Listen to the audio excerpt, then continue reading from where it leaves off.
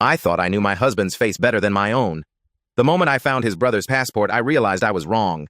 Jake and I had a routine that felt as real as the coffee we brewed every morning. 3 years of shared smiles in our modest house on Birch Street. It was a life stitched from habitual comfort and quiet contentment.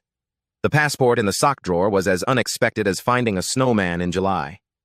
At first, I laughed it off. Maybe Jake had accidentally tucked a piece of his past life away with old socks, a relic from a decade-long estrangement.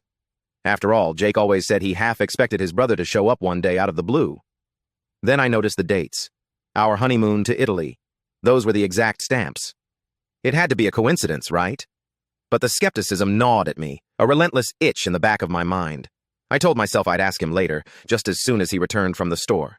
But later, I stumbled upon a weathered notebook while organizing his closet, a journal full of hurried scrawl and cryptic entries. I read through the pages, my heart pounding like a distant drum.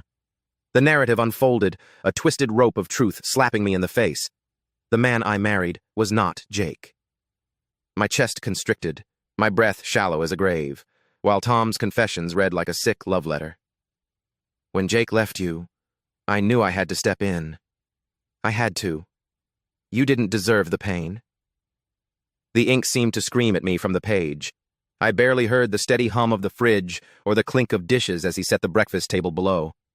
And there he was, Tom, living as Jake, perfectly coiled in the life he had stolen. I stumbled back onto our bed, gripping the journal and passport, pulse hammering in my ears. The room spun around me like a carousel gone off track. That's when I realized. The tattoo he had gotten right before the wedding, matching ink he claimed was a symbol of our bond. It wasn't fresh with me. It had aged with time, just like the lies we lived in. Now, Tom, or Jake, or whatever name he can live with, is humming softly downstairs, mixing pancake batter, the scent wafting up, warm and comforting. But nothing feels safe anymore. What would you do if your life turned out to be a stage play? Would you confront the actor, or enjoy the performance knowing the truth? Let me know. I could use some advice.